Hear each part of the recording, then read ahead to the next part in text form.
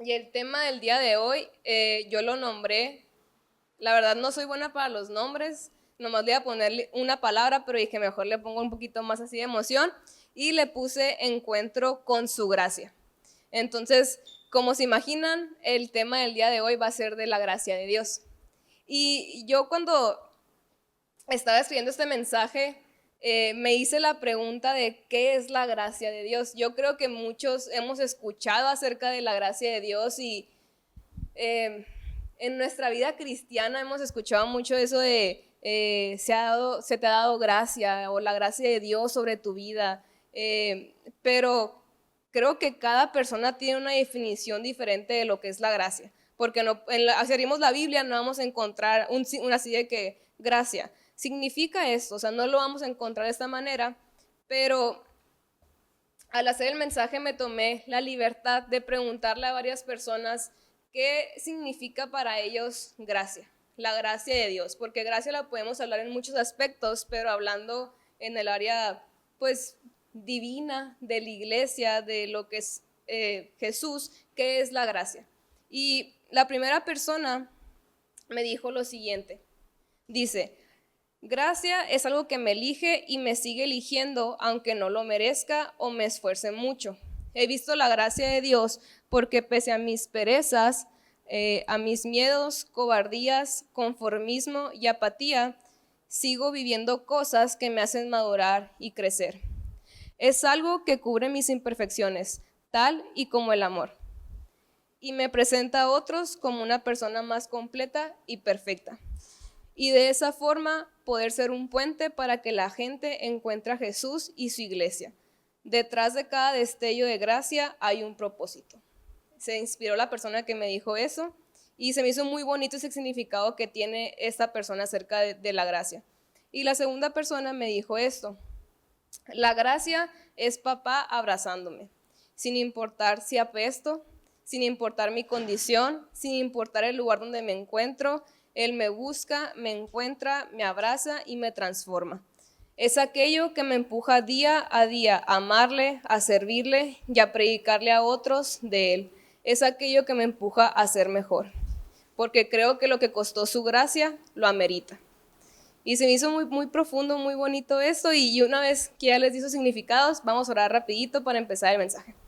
Bueno, Padre, te doy muchas gracias por esta oportunidad que me das de estar aquí predicando tu palabra. Te pido que seas tú hablando a través de mí en todo momento y que llegue tu palabra a los corazones de cada persona y que produzca ese fruto que tú quieres en sus vidas, Padre. En el nombre de Jesús, amén.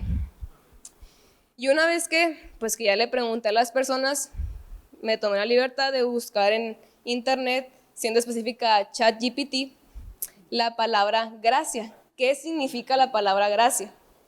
Y de manera textual me dio el siguiente significado. Es un regalo que no se puede ganar ni merecer y que se manifiesta a través del amor, el perdón y la misericordia divina. Entonces, ahora yo después pensando, ok, ya tengo muchos puntos de vista acerca de qué es la gracia, yo lo definí como es recibir aquello que no merecemos. Yo siempre tenía esa como batallaba con diferenciar misericordia y gracia. Y lo entendí como que la misericordia es no recibir aquello que merecemos y la gracia es recibir aquello que no merecemos. Está muy confuso, ¿no? Pero dije, bueno, gracia es recibir aquello que no merecemos, es el favor inmerecido de Dios. Y mientras platicaba acerca de esto con mi querido esposo y el sabio Luis Carlos, el que es un libro andante, y yo le decía esto, le dije esto de que la misericordia creo que es esto y la gracia creo que es esto otro. Me dijo, no creo que sea así. Muy raro de Luisa que te diga eso. Pero me dijo, estoy de acuerdo, pero creo que se puede poner de una manera diferente. Me dijo, creo que la gracia de Dios es el don de Dios de darnos lo que necesitamos. Y dije, suena más bonito así, porque quitamos eso de que no merecemos, ¿no? Pero me gustó mucho esta definición que le dio el don Luisca, que dice, la gracia es el don de Dios de darnos lo que necesitamos. Entonces se pueden quedar con esta frase, con esta definición, y la vamos a seguir viendo a lo largo del mensaje. Este mensaje lo separé un poquito en partes y esta fue la primera parte, la definición de gracia. La gracia es el don de Dios de darnos lo que necesitamos. La segunda parte es que Jesús es el ejemplo de gracia. Lo sabemos y tal vez lo hemos escuchado, pero el cómo expresar esa gracia, cómo vivir esa gracia de Dios, lo vemos explícitamente en Jesús. Jesús mismo es la gracia. Él mismo es y está lleno de esa gracia, y eso lo podemos encontrar en Juan 1:14. Aquí van a estar poniendo un versículo a veces, una que otra vez, porque hay un todólogo atrás que está en luces, en proyección, en cámara, entonces intentaremos. Juan 1:14 dice: ya que el verbo fue hecho carne y habitó entre nosotros, y vimos su gloria, gloria como del unigénito del Padre, lleno de gracia y de verdad. Y me encanta este tema de la gracia, y me encanta este tema de hablar de Jesús. Y cuando veía acerca de este tema, me encontré con una frase de un famoso autor, creo que no sé si es cristiano nomás, pero tiene muchos libros cristianos, según yo sí es cristiano, Max Lucado, tal vez han leído sus libros, y él dice esto acerca de la gracia. Dice: la gracia es todo Jesús. La gracia vive porque Él lo hace, trabaja porque Él trabaja e importa porque Él importa. Ser salvado por la gracia es ser salvado por Él. No por una idea, no por una doctrina o por un credo o por la pertenencia a una iglesia, sino por el propio Jesús. Y me encanta esto porque lo podemos resumir, así mi mensaje se podría acabar ahorita. Jesús es gracia y Jesús vino a salvarnos y se acabó. Si quieren aprender a vivir, aquí su pastor ahí diciendo amén. Si quieren aprender a cómo vivir en gracia y caminar en gracia y saber qué es la gracia, leemos los evangelios y se acabó, porque Jesús mismo es y está lleno de gracia. Entonces, pero no se va a acabar aquí. Entonces, la gracia fue mostrado hacia nosotros como humanos, a Luis Carlos, a Ruth, a cada uno de nosotros, al momento en que Jesús, como lo veíamos ahorita en los versículos que leía nuestro pastor y yo, al momento que Él decidió dejar todo lo que Él era, todo lo que Él tenía, por hacerse hombre, venir a esta tierra y morir por nosotros, para que nosotros pudiéramos estar en una correcta relación con el Padre. Como dice en Filipenses 2, que eso de que no estimó el ser igual a Dios como cosa que aferrarse, sino que tomó forma de siervo, y todo eso que nos leyó el pastor Gio. Entonces, la gracia de Dios fue mostrada a nosotros en ese momento que Jesús vino, murió por nosotros a pesar de nuestra condición, para que pudiéramos estar en una correcta relación con el Padre. Y yo creo que muchos sabemos esto que estoy hablando, pero voy a llegar a un punto, nomás ténganme ahí paciencia. Entonces, en esto se mostró el amor, lo que dice Juan 3:16, de tal manera amó Dios al mundo que envió a su Hijo unigénito para que todo aquel que en Él crea no se pierda, mas tenga vida eterna. Entonces, gracia, como les digo, lo podemos definir en esto, y es la manera más sencilla y la manera más real, yo creo, en que podemos ver y definir en qué es la gracia. Esto, que Jesús vino a la tierra, murió por nosotros para que pudiéramos estar en una correcta relación con Dios, salvando nuestra alma. Pero, ok, entendemos esto de que Jesús vino y murió por nosotros, y esto es la gracia, que vino y murió por nosotros y se entregó. Pero al estar haciendo esto, y también lo platicaba con Luis, o sea, le digo, no podemos entender realmente el significado de esa gracia, el significado de eso que leemos, de que Jesús dejó todo lo que Él tenía y tomó la forma de hombre para venir a morir en una cruz por nosotros, y que Dios mandó a su Hijo. O sea, no lo podemos entender completamente, no podemos entender esa gracia de Dios al 100% si primero no reconocemos nuestra condición, si primeramente no conocemos quiénes éramos antes de que Jesús viniera a esta tierra. No podemos entender esa gracia completamente que Dios nos viene a ofrecer. Entonces, aquí me salta la tercera parte del mensaje, que es entender mi condición. Ya dejando, bueno, no dejando a un lado esto tan bonito de Jesús, pero entrando a la parte que tal vez no suena tan bonita, pero va a terminar bonito, de verdad. Les prometo que va a terminar bonito. Vamos al versículo que se encuentra en Romanos 3:9. Esta versión es una versión en inglés, pero me gustó mucho y la traduje a español, que dice: en este capítulo Pablo está hablando acerca de los judíos y los gentiles. Los judíos y los gentiles, pues en el pueblo de Dios y el pueblo que no era de Dios, en resumen. Entonces dice él: entonces, ¿dónde nos sitúa esto? ¿Tenemos los judíos mejor suerte que los demás? La verdad es que no. Básicamente, todos nosotros, tanto los de dentro como los de afuera, es decir, judíos y gentiles, en este caso lo podemos poner como dentro de la iglesia y fuera de la iglesia, todos empezamos en idénticas condiciones, es decir, todos empezamos como pecadores. Yo creo que todos sabemos eso, y si no, pues es un recordatorio de que todos empezamos como pecadores. Es la condición en la que nos encontrábamos antes de que llegara Jesús a nosotros. Luego viene la parte bonita, Romanos 3:24. Sin embargo, en su gracia, Dios gratuitamente nos hace justos a sus ojos por medio de Cristo Jesús, quien nos liberó del castigo de nuestros pecados. Y aquí viene la parte de entender cuál es la condición que Jesús vino a cubrir. Todos somos pecadores, todos empezamos como pecadores, pero Dios, por gracia y por amor a nosotros, dice que Dios gratuitamente envió a su Hijo para que pudiéramos ser salvos y que pudiéramos estar en una correcta relación con Él. Y terminó esa parte con este versículo, Romanos 11:6. Y como es mediante la bondad de Dios, entonces no es por medio de buenas acciones, pues en ese caso la gracia de Dios no sería lo que realmente es, gratuita e inmerecida. Entonces, ya que leemos esto y que resumido es, todos empezamos como pecadores, pero Dios por su gracia envió a Jesús para que pudiéramos ser salvos y estar en una correcta relación con Él, y que lo hizo de manera bondadosa, por amor, de una manera gratuita e inmerecida. Podemos entender lo siguiente, que la gracia es algo que nosotros no merecemos. No hicimos algo nosotros para que Jesús viniera a la tierra, para que Dios enviara a Jesús. Su gracia no depende de nuestras acciones, sino que es una gracia gratuita, como dice la palabra, gratuita e inmerecida. Es decir, que yo no tengo que hacer nada, absolutamente nada, para ganármela, y tampoco tengo que hacer absolutamente nada para mantener la gracia de Dios en mi vida. La gracia, como es la esencia de su palabra, es una gracia gratis, o sea, no tiene que ver con lo que hagas o no hagas.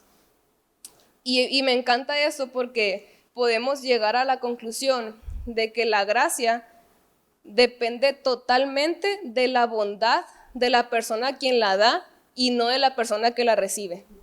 Es decir, que la gracia no depende de mí, en que si me porté bien, en que si hice cosas buenas, en que si vine al estudio bíblico, que si vengan los martes, que si vine a la reunión de matrimonios y que si vine el domingo y ya con eso tengo check y ya voy a estar salvo. No depende de eso, no depende de mis acciones, sino que la gracia de Dios depende totalmente de la bondad de quien la da, que es Dios, y no de mí, que soy la persona que la recibe.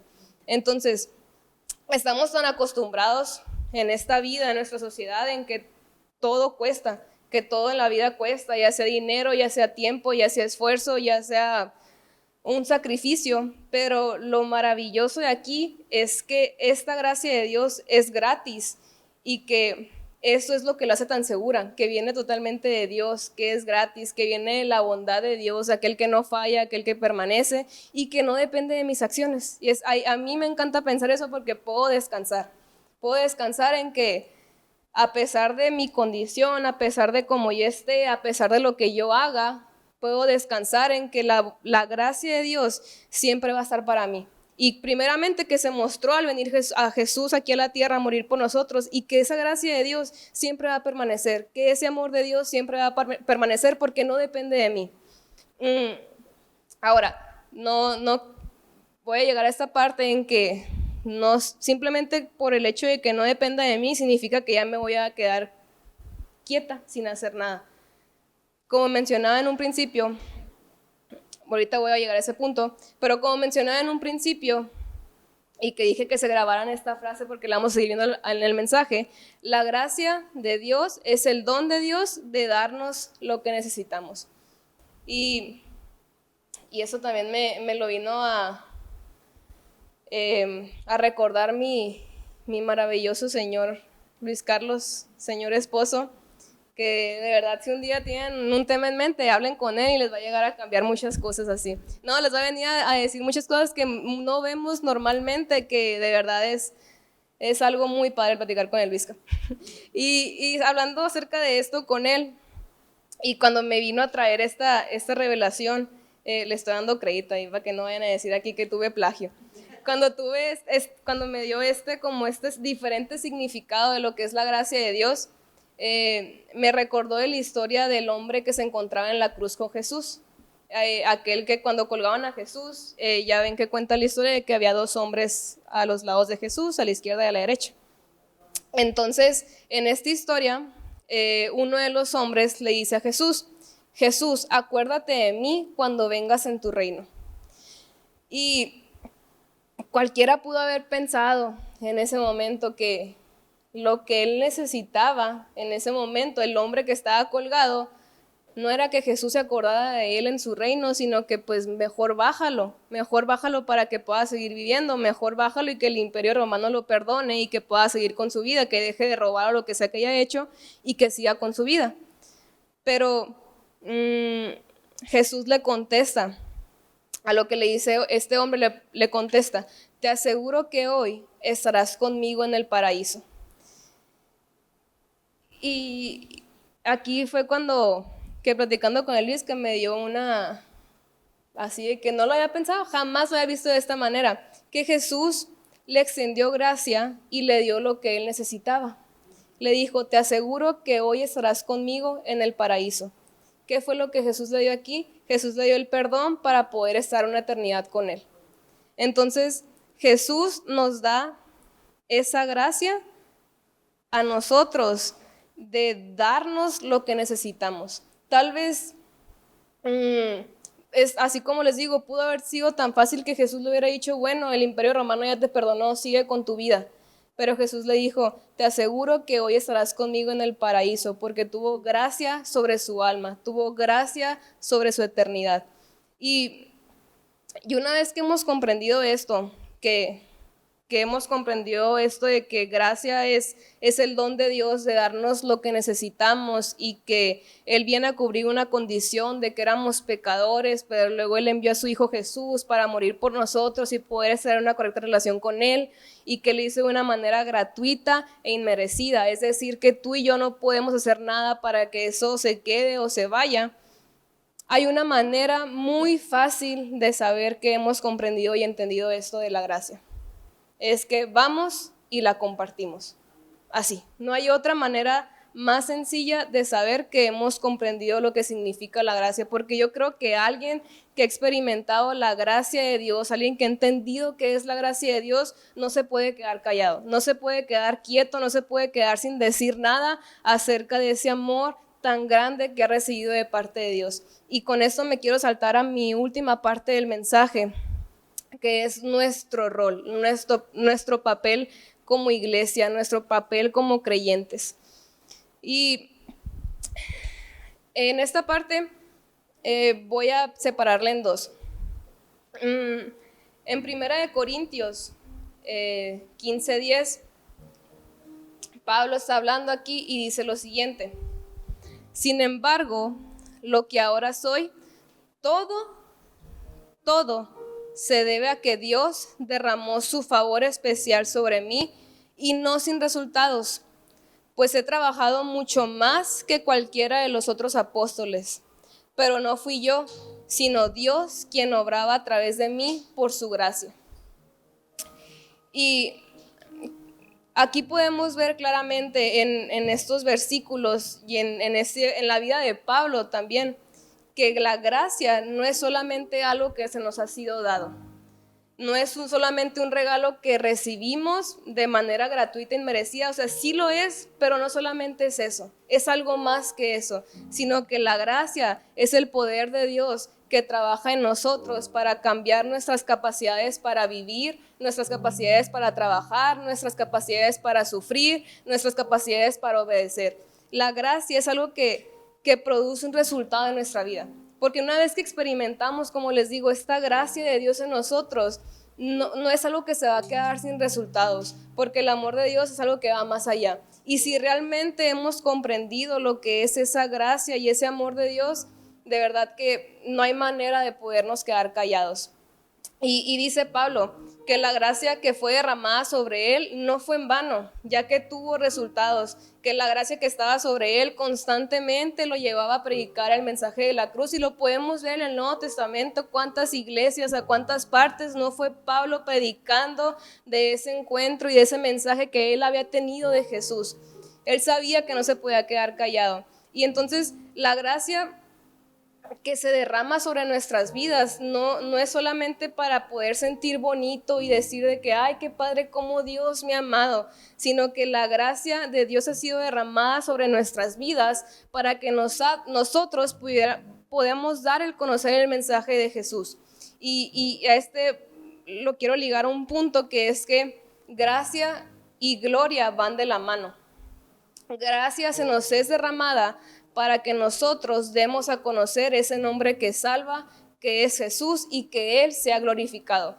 La gracia no viene o no debería de quedarse solamente con nosotros, sino que debería de ir de la mano de que, ok, aquí recibí gracia, pero aquí voy a glorificar a Jesús. Yo recibí gracia y por eso mismo yo voy a glorificar y voy a dar a conocer ese nombre de Jesús, porque esa gracia no ha sido derramada en nosotros en vano, sino es una gracia que produce resultados.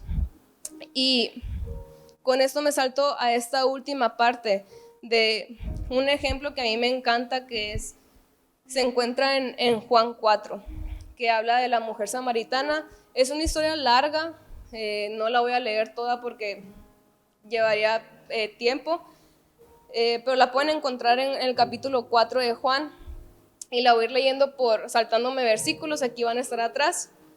Y dice en Juan 7: poco después llegó una mujer samaritana a sacar agua, y Jesús le dijo: por favor, dame un poco de agua para beber. Me salto al versículo 10.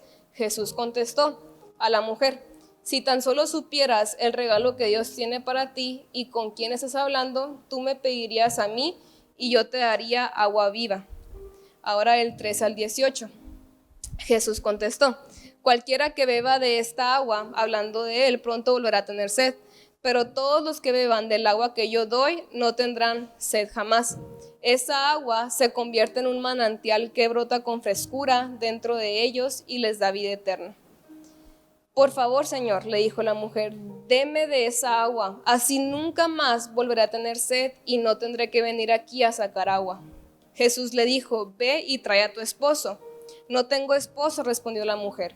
Es cierto, dijo Jesús, no tienes esposo porque has tenido 5 esposos y ni siquiera estás casada con el hombre con el que ahora vives. Ciertamente dijiste la verdad. Y aquí nos saltamos al versículo 28.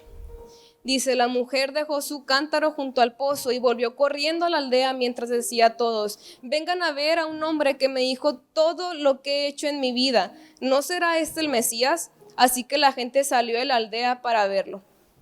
Y adelante en el versículo 39-41 dice: muchos samaritanos de esa aldea creyeron en Jesús porque la mujer había dicho: él me dijo todo lo que hice en mi vida.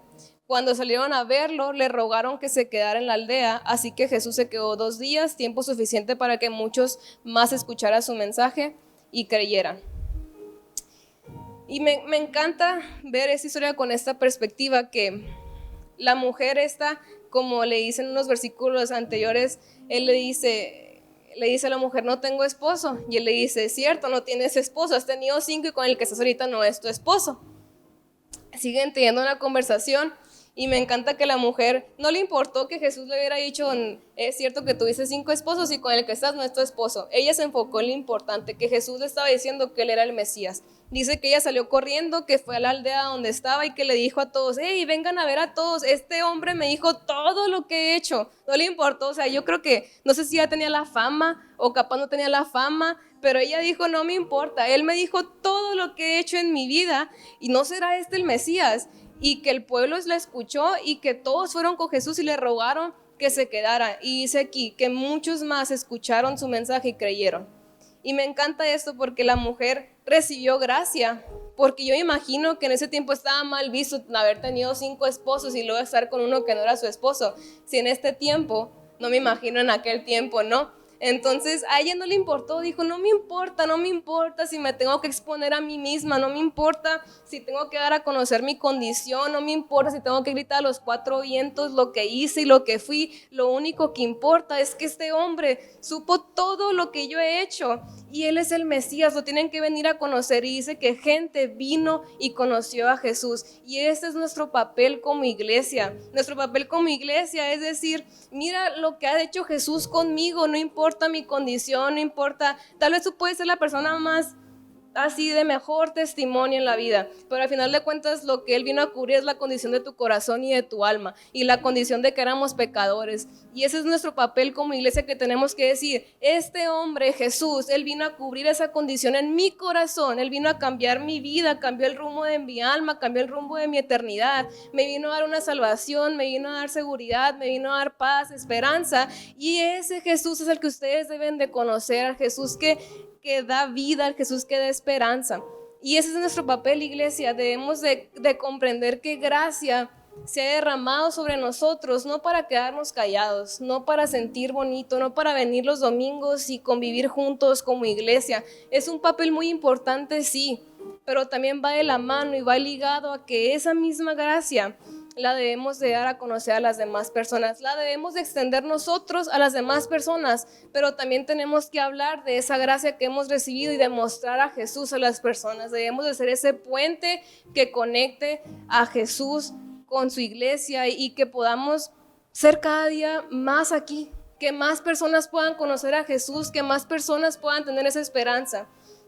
Y quiero terminar con esto, que cuando le preguntaba a las personas acerca de qué era la gracia, me encantó esta definición que la dejé a lo último para terminar este mensaje. Y no voy a decir quién fue, solamente para mantenerlo así en anonimato, porque me encantó y que se quede así, suena más bonito. Y dice, ya para terminar, y ahorita vamos a cantar un pedacito de la canción que estábamos cantando. Si se quieren poner de pie, si se quieren quedar así. Dice lo siguiente: gracia es la expresión de la eternidad.